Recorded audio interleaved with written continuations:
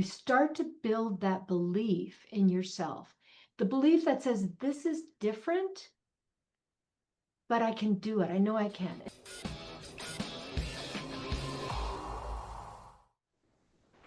Welcome to Dr. Laura Ciel, the podcast. I'm so excited to be back here today and to have Jane Boulware on with us. I'm really looking forward to our conversation. As a Jane, I know we will have lots of different pathways that we could go down, and I'd love to start so that the audience knows a little bit about you that they might not know. I'd love for you to introduce yourself the way do that my you own would intro. like That's to. so hard to do. It's so hard to talk about yourself. Geez. Okay, let me ask this No, question. it's like, What do you want the audience to know about you before we start? oh, geez, that's even longer, I think. Um, the story, I've written a book called Unworthy, and it is really a collection of stories that take from my childhood as the fourth kid born in a one-bedroom house in rural Iowa, all the way up to the corner office of Microsoft, where I was working with Bill Gates and all the muckety mucks, and a lot of collection of stories along the way. And I think what I want people to know is that there's no secret sauce. There's no difference that someone else has something that you don't. And I wrote the book and called it Worthy because it was really a journey, not so much of my success, but as my learning how to embrace my strengths, my weaknesses, my fears, overcome the limitations that most often were my own voices in my head. Um, and my path to realizing that success and worthiness wasn't so much about what I did and what I accomplished as it was about something that I had all along that I needed to own Hmm. and claim. I love that so much. And I have to say, one of the things that in having you on this show that I want people to think about in their own lives with themselves or with other people is you underplayed a little bit in your book, but you from the outside, people would imagine you had it all and Oh, yeah. everything came, maybe Born with a potentially, silver spoon. yeah, and everything came Absolutely. easily for you, and you had no fear, and it was just you walked into this, and you created this So thing, and it easy. right, so easy and so beautiful and so wonderful and so perfect, which is a word that a lot of Mhm. people use. And I just want anyone who's listening to this conversation to be thinking about this because from the outside, yeah, look, Yeah. you were in a really amazing position. Well, you've had several amazing positions in your career, I've right? been, Yeah. but I literally, I mean, I grew up in a small town with a great family, but there were no expectations for me, which I interpreted as I could do anything. Mm, And I worked from the time I was a very small child in the fields. We didn't have a lot of money. We did family projects to pay for things. And I've been in situations where I had to steal food to eat, mm, not just a couple of times. And I did work my way up to the corner office. And one of the reasons I wrote down my collection of stories is, I mean, I wanted to entertain, inspire, and activate people that mm, so that they know that they're no different. But it was really because I was in often at Microsoft, one of the most senior executives, one of the very few women. And as a result of that, women would often reach out and ask if I would mentor them and so on. And the last year that I was at Microsoft, I went and looked at my calendar and there were 27 different people that I was mentoring, sponsoring, meeting with for coffee. I was so wired. I was yeah. wired and tired. Um, and And regardless, passionate. and passionate. That is one thing I never lack, Yeah. which is why I'm doing this, even though I'm retired, as my husband says, failing miserably at retirement. Um, Regardless of whether it was someone at an entry level or someone even more senior than I at a senior level, there's a lot of imposter syndrome. People are looking for something Mm, outside themselves that they feel they're lacking, that if only they had that, right. they too could have it, be Right. perfect. They could look or feel or be like someone else. And so often we compare our insides with someone else's outsides. Oh, 100%. Yeah. 100%. And there's Yeah. always somebody that's going to be taller, shorter, more successful, less successful, whatever. Whatever it is. Yeah. Whatever that you're And they regarding. never know everything that's happening behind those walls, right? Yeah.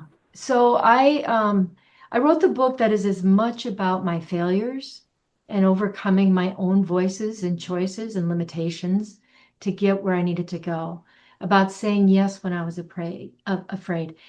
I talk in the book about my FUD, my fear, uncertainty, and despair or doubt. Mhm. They're interchangeable. And how I overcame those, or in some cases, how I didn't, and how I self-sabotaged myself. And it took me a long time in some cases. But there were a lot of lessons, a lot of learning, and hopefully they've been shared in a way that people can relate to and can be inspired by, or at least maybe have a chuckle or a tear or two. Well, having read your book, I can definitely recommend to the audience that it's a collection of stories, but there's that inspiration, there's the learning in there about how you can apply it to your own life. Mhm. And you mentioned some of those themes, right? Having those uncertainties, having those fears. What do you do? How do you because if you stay in the mind, I do a lot of work with mindset. If you stay in the Yeah. mindset that somehow this person, Jane over there, because she has this particular role and job, she never dealt with this. I do, so therefore I can never do that. I can never be there. There is that thing that happens in mindset where we talk ourselves out of something if we see from the outside someone else and the Oh. assumptions that we make. So when you share that, hey, I did this. You use the word overcome, which I think is interesting because I think sometimes we don't, sometimes we're doing it in spite of or with or alongside of that fear. What do you Oh, think? absolutely. I think that, Okay. so I have two thoughts on that. One is to go back to what you said. I think it's at all levels, if you're a professional or even in your personal life. I came into Microsoft as one of the most senior executives. There were 150 people at the top that I was one of, a corporate vice president, which for a company of 100,000 people isn't so bad. And I came in I just had a great resume. I mean, I had been the head of marketing for Kimberly Clark. I'd worked and established a couple of billion-dollar businesses. I had worked as kind of led the largest merger in the history of the US at one point in my career. So I had a pretty good pedigree. I came into Microsoft and I told them I have no technology experience. And they knew that coming in. It was my job to help with branding and other things. And I absolutely did not fit in. I felt like such a fish out of water. And my insecurity, my imposter syndrome was going, it was Yeah. just going off, right? Was it kind of like get me out of here? Was that what was the feeling, or was it how am I going Oh, to like what was the narrative that was going on inside your head at that moment? I first of all, I was very naive and I came in, I thought, oh, I can do this. I can do this. I'm excited about it. And then I kind of got eaten alive. The culture was very, very different. And it was very much a pecking order. It was what you were. At one point, I was literally in a meeting where someone was looking at me. I must have been sitting wonky, and they said, take off your shoe. I'm like, okay. I took off my shoe and they held up my shoe, which was not super fashionable unless you live in Wisconsin, which is where I'd come from. And they all were like, they made fun of me. They literally like passed my shoe, Wow. made fun of me um, because I just didn't fit in. And so my response to that was the only way I'm going to be successful is I can become one of them. And I tried to Right. mold myself into what they were or what they expected of me. And I quit doing all of the things that had gotten me into the job and success. Yeah.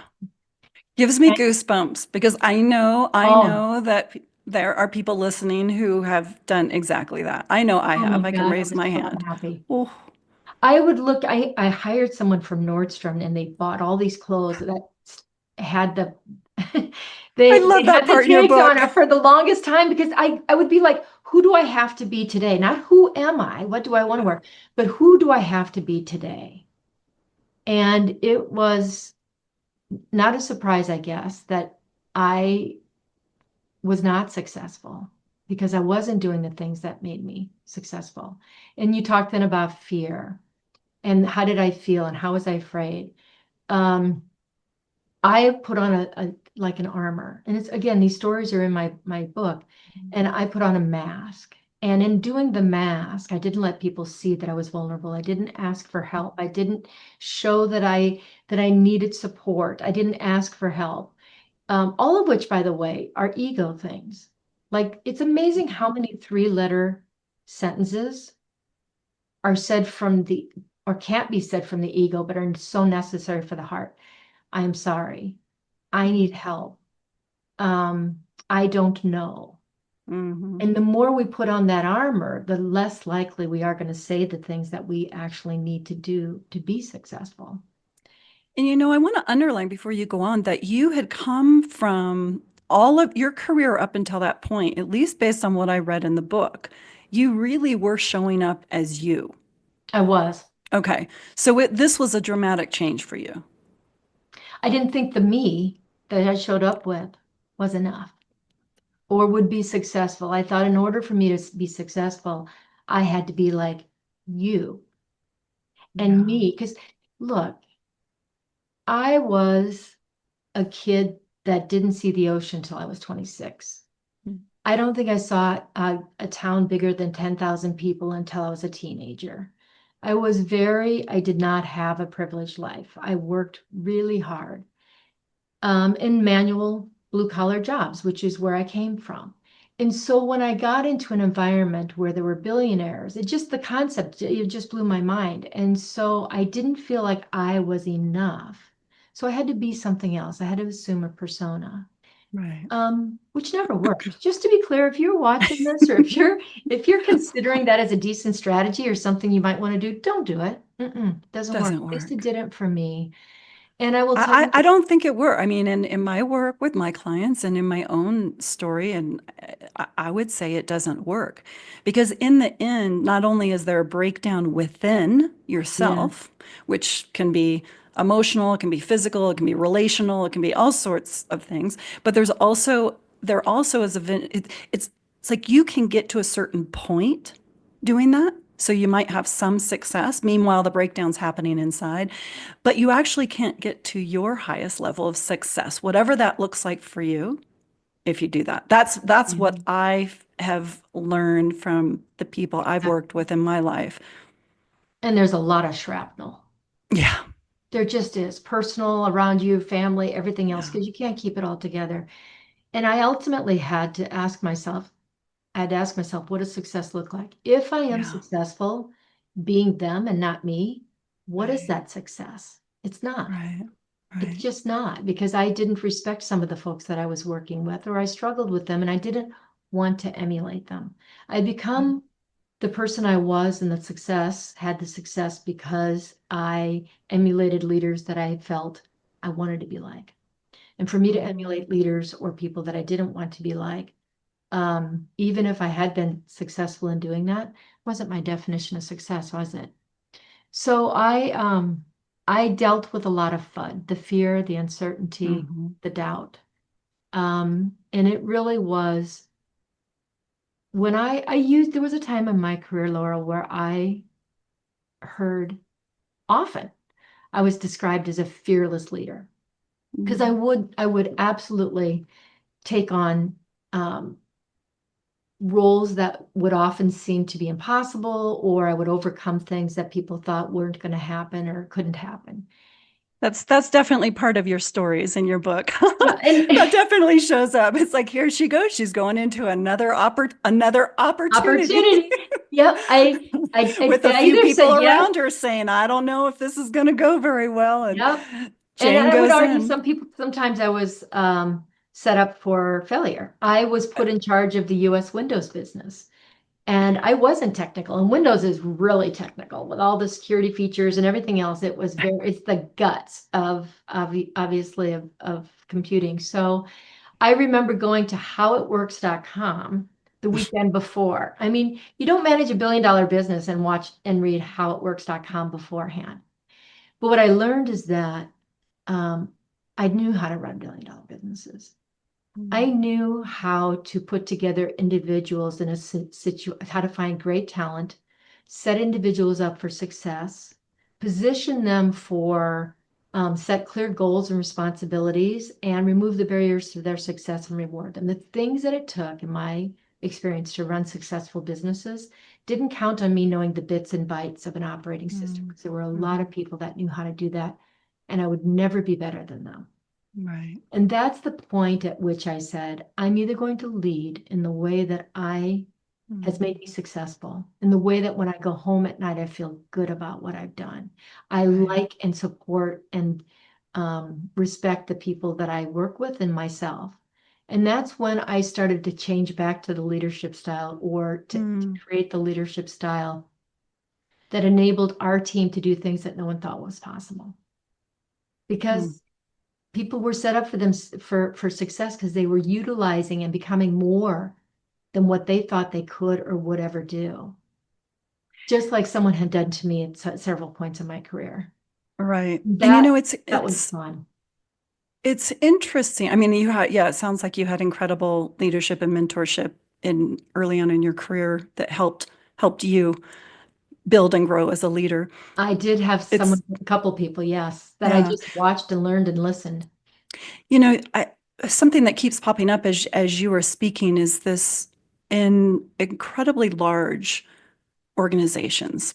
Mhm. And you have an overall culture. And look, I know a lot of people don't like to talk about that, the culture, focus on But it was the culture that enabled or disabled the success. right, right. But what's also interesting, I've seen this many times and it doesn't always last, but you have these micro cultures. Very much. And I at least, and I would love to hear what your thoughts are. From my experience, I believe that has to do with a leader like you actually tapping into their authentic leadership and building and creating a team within that larger culture that runs a little bit differently.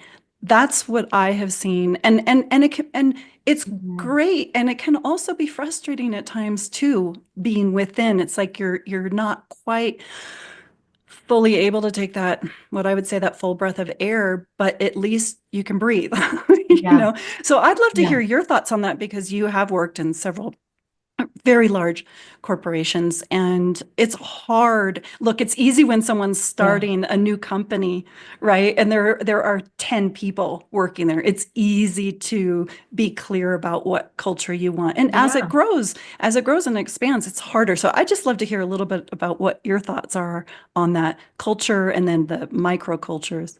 Oh, it's so true.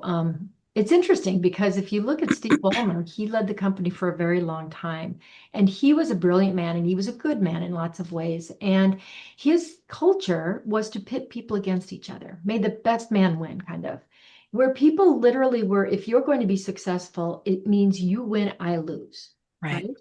So there was very little sharing of information. There were a lot of fiefdoms. There were a lot of walls. Satya Nadella came in, and the stock price never got above 40, really. It just hovered. Right. And now we have a new CEO in Satya Nadella, and I'm certain that there'll be lots and lots of books if there aren't already, and the stock price is over $400 because Right. his response was, if you don't work together, you won't really do so well. That's a criteria Right. for our success. And Right. within Microsoft and within a lot of other companies, it really is many times about the manager you work with. I've had a lot of people come to me and say, I've got a really tough situation. What do I do? And clearly, you need to work within the situation because you can control what you do. Right. But if you have the opportunity to seek out and to pursue and to work for a good manager, you'll learn so much and do so much more if you're able. Because to your point, at Microsoft and even at Kimberly Clark and the companies I worked with prior, it really Dudley Lehman, Patty, et cetera, were people that I worked with in my prior jobs that I respected and learned so much from and wanted to emulate.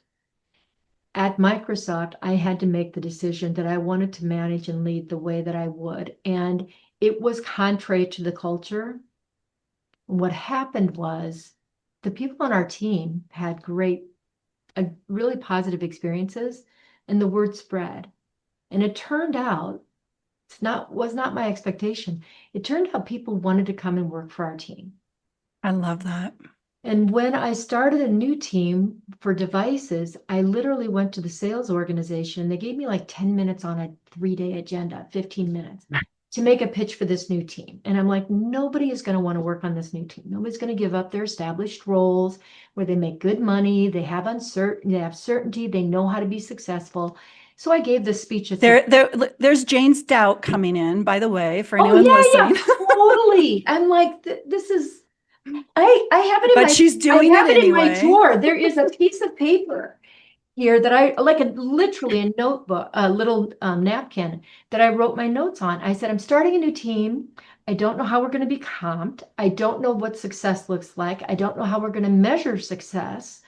And we're not 100% sure like how many people and where it's going to be and all this. But what I can tell you is that we are going to go up against Apple. We are going to win against Apple, and they're handing us our meal ticket right now. And we are going to write the rules and hold the pen that determines the business model for our own success. I was completely blown away.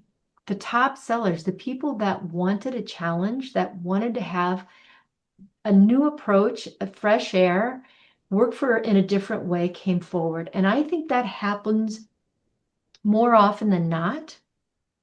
And we're afraid to take the risk to do Mm, something that makes us vulnerable, to do something that is different. But oftentimes that's what people are looking for. yeah. Well, I would imagine too, at this point, you had people started to know about you as you were being the leader you felt like you were meant to Yeah, be, right? yeah. And I would imagine that there's got to be that there's a piece of that that people resonated with as well. They knew my reputation Yeah. was someone that they called me Bulldog Boulware. Um, because I stood up for my team, because we got our, everybody has their objectives and so on and their budgets. And when I knew that they needed something that we didn't have, I went and found it for them because I believe so strongly in them. And I'm like, just do it, we'll get it covered. And I think that risk taking in people is always, Right. especially if they're proven or you believe in them, is always worthwhile. People are more Well, likely then they to could reach trust out you to. Yeah. that you It's had a, their back it's a too. virtuous cycle, right? Yeah. I Yeah. want to go back to something I said Yeah. before about being fearless, being called Hmm. fearless, or even bulldog bullwear.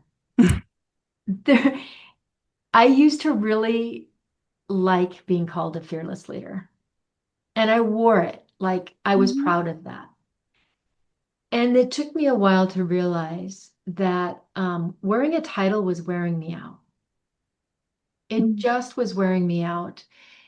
And again, this was kind of before I came into my own, but I finally realized I don't even today, I don't like being called fearless. I don't want to be a fearless leader. I want to fear less, but I don't want to Hmm. be fearless. I never So want to be fearless. say a little bit. There might be some people listening who are like, I want to be fearless because then I would do all the things that, so say what you mean by that. What is it that you don't that you Oh, reject or okay. don't want from that? That's fair. Well, the implication of being fearless means implies that fear is bad. Fear is bad. I want to be fearless. I don't want to be afraid. But I think fear is good. I think for Mm, me, fear has challenged me. Fear has said, I feel afraid when I'm outside of my comfort zone, when I'm stretching, I'm growing, I'm doing new things, yeah. I am challenging myself, right? Hmm. And if I don't want to be afraid, then I'm not going to do those things because then I'm afraid of failure versus Yes. doing something that I can be learning and growing and successful at. So I want that fear, but I don't want to be so fear filled. I don't want to, so I don't want to be without fear. If saying I'm fearless says I'm without fear, and Got it. that's not the case. No, I love. Thank you for just Yeah. thank you for describing that. I think people can resonate with that, right? And because also if you're not feeling a little fear, you're just not growing, you're not expanding, you're not pushing yourself past where you already are. Okay, I'm going to take it a step further. You Okay. might think I'm crazy. I am afraid of not being afraid. I am afraid of not being afraid, meaning I have done great things in my career. I am lucky and blessed enough at this point in my life not to have to work. I have a beautiful family. I have a great husband. I have a lovely life, la, la, la, la. it would be very easy for me to stay in a role or to stay in a position or stay in a lifestyle where I don't have to be afraid. Hmm. I can just True. stay the course. And so I'm Yeah. afraid of not being afraid. And I think a lot of people get in a place where they're comfortable and something comes along that would be a stretch for them or would challenge them.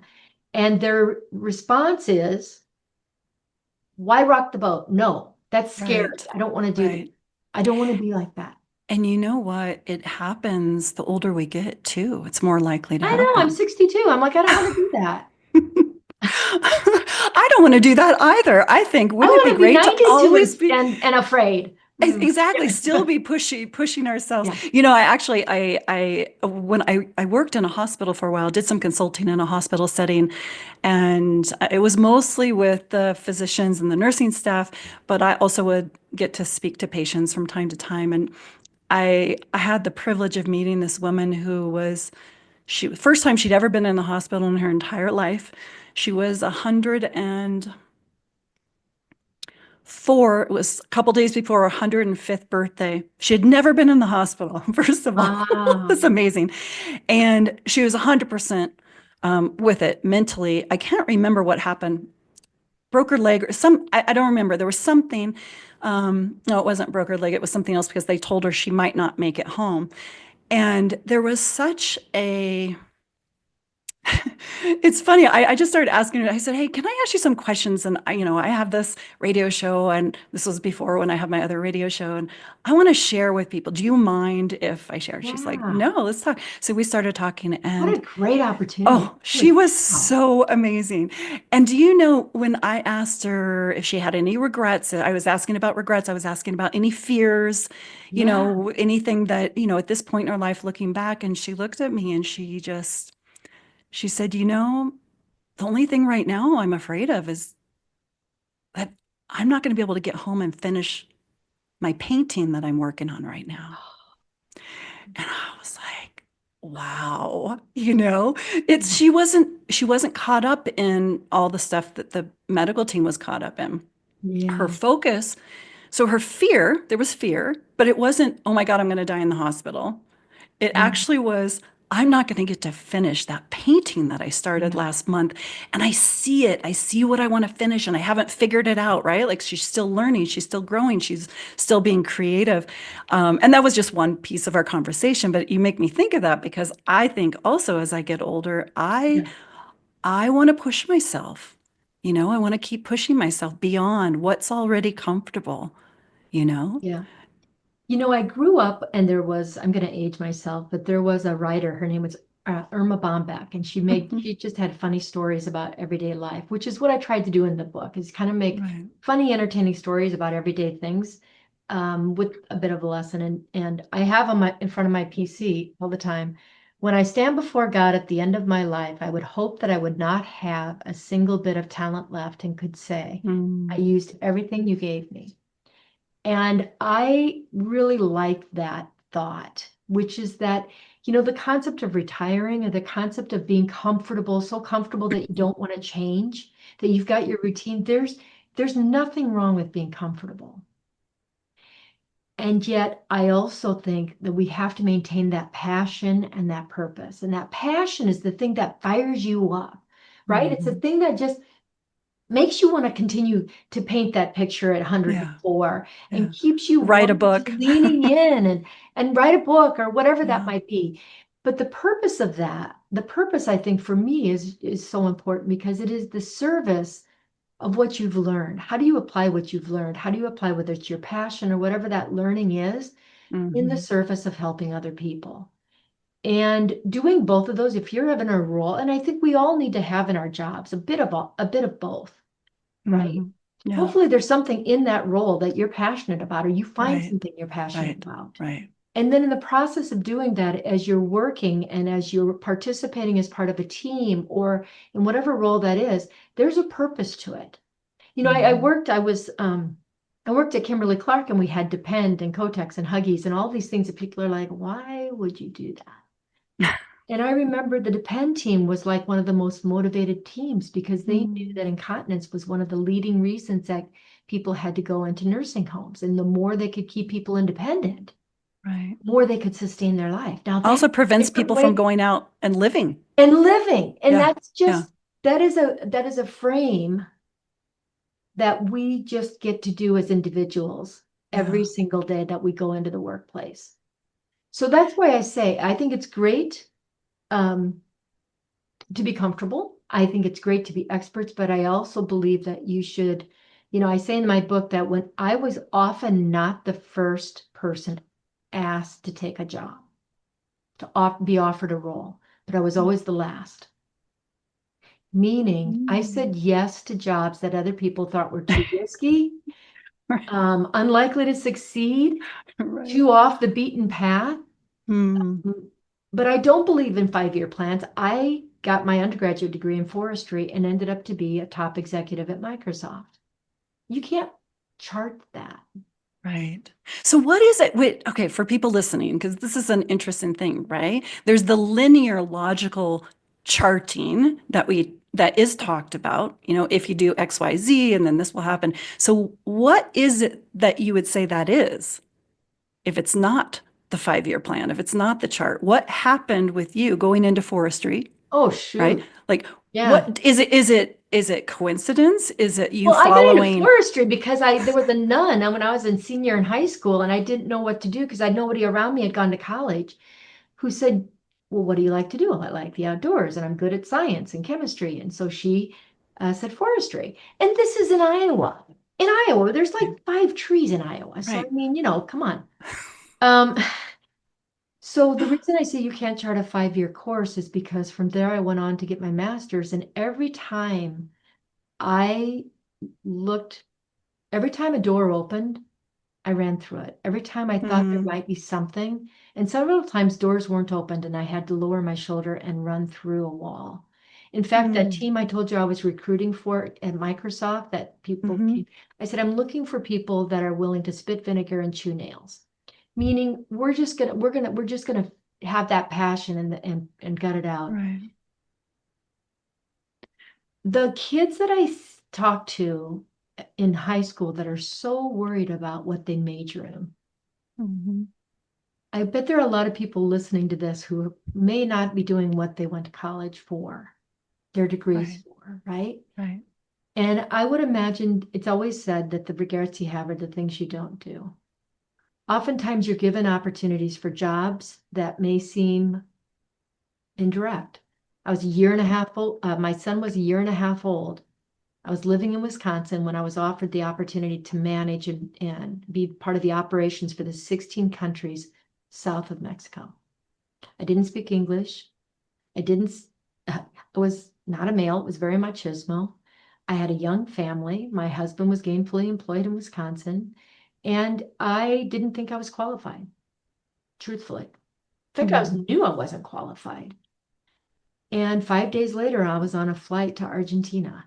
So what is that pulled you that direction? Because you could have easily looked at everything, all this, everything you just mentioned, externally, things, reasons why it won't work. But instead, there was something Yeah. that had you say yes. What would you say just for anyone listening? Because it's, I highlight this because there are a lot of reasons to say no, Mhm. fear being one of them, but Yes. there are a lot of reasons to say no to things. So, what would you say to listeners?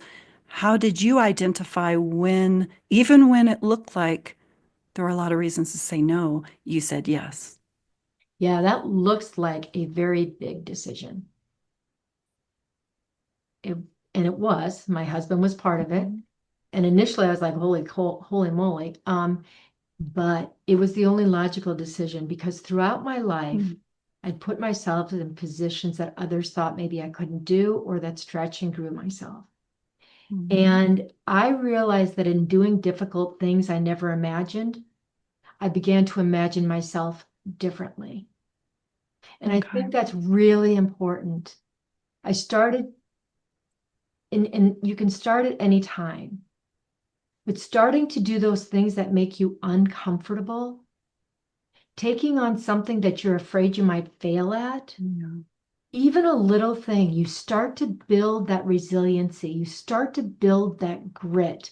You start to build that belief in yourself, the belief that says, this is different, but I can do it. I know I can. And so my favorite expressions became not yet. Can you Mm. do this? Have you done this? Do you have this experience?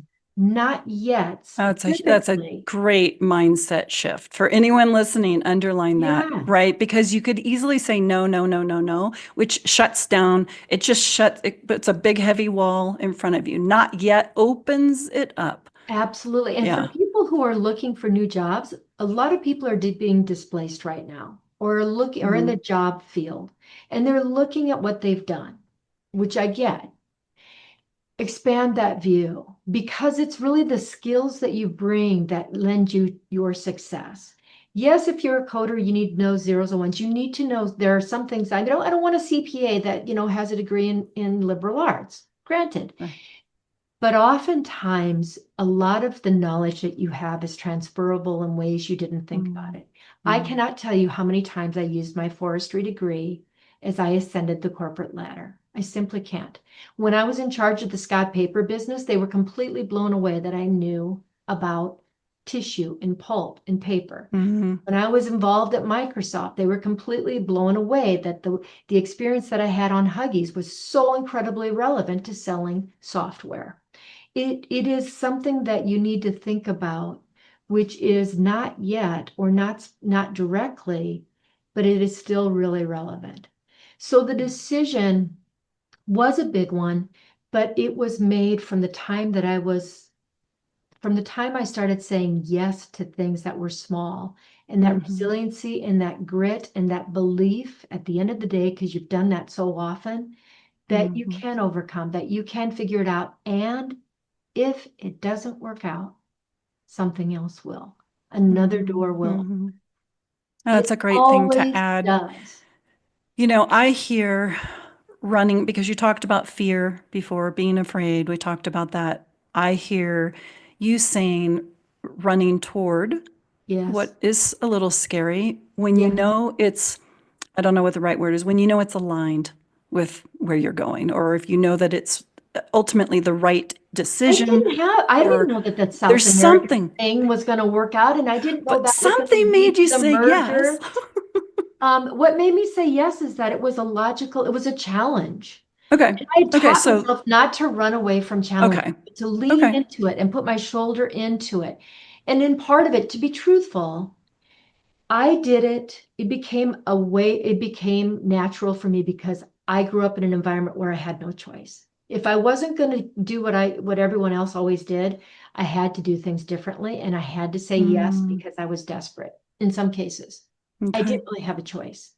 Okay. I got my degree in forestry and I knew I didn't want to be a forester because I didn't want it wasn't a life that I wanted. And that's what made me ask for help. And that's what made me get a scholarship for an MBA and actually environmental law. And I had several because I asked and I asked Because you them to help asked. me. I asked for help. Okay. In the process of doing that, I I learned. Also, I want to just point out, no one does this alone. I was surrounded by I have a really supportive husband. I surrounded myself with people that I respected and admired that were friends. Hmm. And if you're looking for a job, if you're in a challenging situation, if you are thinking about making a change or leaning yourself into something that's scary, go to the people you know and trust and respect and love and ask them to Mm, give you one example of why they think you could be successful at that, mm. or one characteristic that would indicate why you could do this or how you've You done something know, similar. I love that because at this point where we are, we've become, obviously, the technology allows us to connect very much so, but I believe we've become very much less connected in many Yeah. ways, right? And so you're highlighting this, and I know I had a young woman on the show quite a while back, and she was talking about the despair in people in their 20s, in their young 20s, and feeling that everything that they were experiencing, it was just them, right? Very alone. Lots of that loneliness feeling. I'm the only one going through this. No one else understands. I can't, like, and just feeling and that despair that comes along with it. And so I love that you're highlighting this because Oh, anyone who's listening, I mean, I think the older generations, I think fortunately we had a little bit more. We didn't have, we grew up, I don't know, running, biking, somehow getting over to your friend's on house and teams where dealing. you, yeah, That's, I agree. you kind of just, that's just what you did. Your parents said go play, and Yeah, you figured it out. But I love that you're highlighting that because you're saying, and there's the fear piece that we've talked about, yeah, and there's that vulnerability piece that really actually helps you to feel connected and can help you to get to that next step. And so what you're saying is, on the one hand, it's face that fear, the change, the growth, the opportunity. And one of the ways that you can manage, handle, support yourself is to out loud ask, yeah. ask. We start to believe our own narrative, don't we? We Mm-hmm. start to believe our own swirl, that whole my, comparing someone else's outside Yeah. to my inside, and we start to believe in that. I think Yeah. it's really, I call it, for me, I have my own kitchen table. I have or shenanigans group. I have a group of friends that keep me honest, that tell me the things that I'm doing really well, and they're not afraid to confront me either. But I know when I go to them and ask something, they're going to give me the real deal. And Yeah. they see me in a way sometimes that I don't see myself. And then they do this. They say, "Stop. You didn't hear what I said." Yeah. Because I will dismiss. We don't And always say, receive. we don't always, oh, they send the worst. You're there, but I think it's a sign of strength to be able to go to someone and say, "Hey, I'm looking at something scary, or I'm struggling with this. What do Right. you see in me? Right. Or what do you see? Or do you have any thoughts?" I think it has been critical to my ability to move forward. And also for me, getting outside, it's where Oh. I get mentally constipated. I get so mentally constipated when I stay in my inside in Mm-hmm. my office Me that too. going outside and getting with other people or nature, whatever that is, because I go from looking this close to my screen to looking this, and my perspective changes, and I realize Agree. I'm part of something else, I'm part of something bigger. Agree. And I think it's critical that we do that.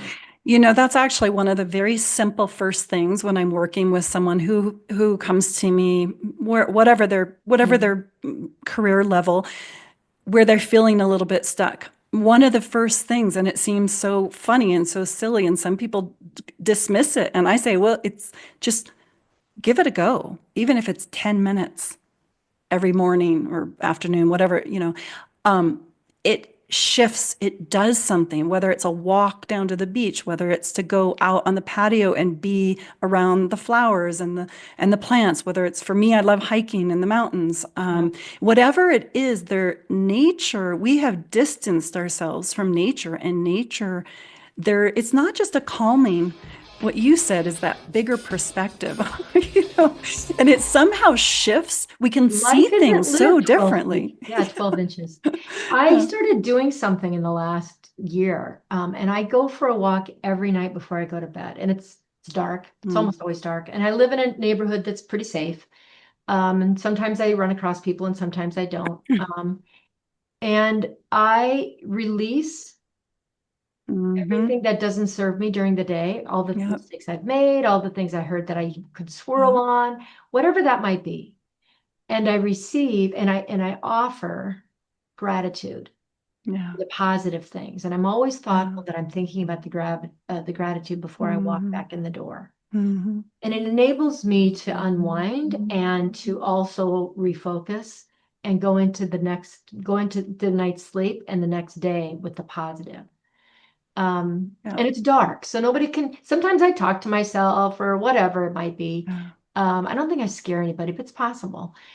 Um, but I think whatever your ritual is, where you can recenter and reconnect, um, but nobody can do it by themselves.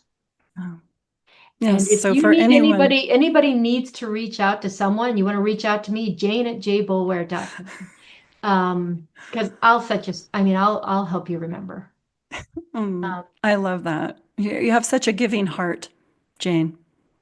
I've received a lot from people. Mm, I mm. mean, Well, you give a lot too. I really have been, the good stuff in my life has really come when I've been afraid, but acted anyway. Mm, mm, You can't wait till you've got it figured out. Don't wait till you have it, till you're not afraid. Don't wait until you're sure. If it's sure, it's too steady. It's not sure, it's stuck. I think there's a very big difference. Um, and so, I think I give a lot because I've received a lot and I've been lifted.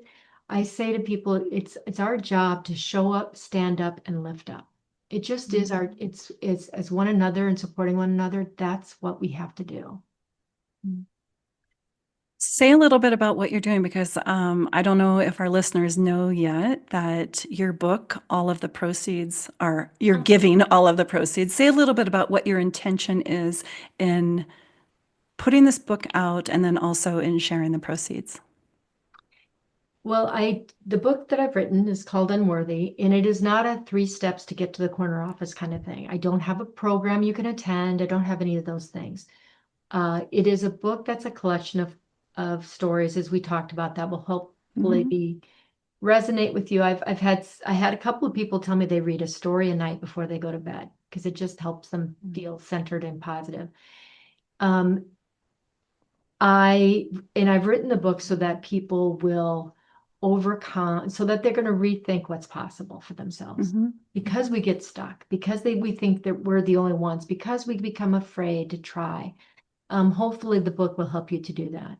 I'm donating, I spent 30 years working to make a living for my family, and now I'm spending the rest of my life trying to work to make a difference, meaning that whatever I earn, whatever I get as a speaker, whatever I earn from the book, whatever that is donated to the Boys and Girls Club for scholarship for kids to be able to go there and to go to college. Because if it weren't for a gnarly old nun helping me get a $320 scholarship, I wouldn't have gone to college because it wasn't just about the money. It was about the belief that someone Mm, saying, you're worthy. You can do this. right, right. And so everything Again, is you're not built to alone. that. You're not alone. Yeah. So if in the process of speaking and if in the process of you buying this book, even if you don't like it, know that you've helped kids at the Boys and Girls Club in their quest to get to have a better life as well. I could Wonderful. not imagine. I didn't know the life that I'm living existed. My world was this big, this big. Um, and so I think that's as our world becomes smaller and tighter, that people think this is it, and we've got to help each other open up and bloom and blossom. And so that's why I wrote the book. That's Mm, why I speak, and that's why I donate the proceeds to the Boys and Girls Club. mm. I love that. Thank you so much. Also, if we Oh, don't get also. people, if we don't get people who think and act and look differently in the corner offices, making decisions, influencing decisions, then we'll always get what we always got, and that's not good enough. Where we're at is not good enough. We can do better. We must do better. And to do that, we need to expand the people whose decisions, thinking, reflect different voices and choices. Absolutely. And it gets back to that really connecting. And when we have a diversity of backgrounds and experiences and thoughts and passions, I just always think, what else could be possible? So Yeah. I love that you highlight that too as well. And I thank you so much for everything that you are doing in the world, Jane. Thank you for inviting me to share this time with you. You're Yeah, so easy to talk to. You're real, and it's just a joy to be there. I hope the listeners got something out of today's conversation. sure they I did. know I have. Wonderful. Well, we're also going to put together a little worksheet for anyone who's listening. You can click on that. You can click on the link to get Jane's book, but just a little worksheet that helps not just summarize what we talked about, but give some simple exercises that people can do to practice some of what you talked about too. So Awesome. we'll have And if that. you're And looking for someone to talk to your group or whatever, consider me. I love to do it, and as I said, good proceeds, good outcome. So, wonderful. looking for a pig farmer from Iowa, I'm your gal. And someone who knows how to husk corn. For sure, just half the court for sure. Oh, well, thank you so much for coming on the show, Jane. Thank you, everyone, for Thank you. listening. We hope that you feel inspired, even if you are facing a challenging situation, that you are not alone. And sometimes just pushing through that fear and tapping into the bigger picture can be an opportunity for growth and for change. Thank you. Thank you.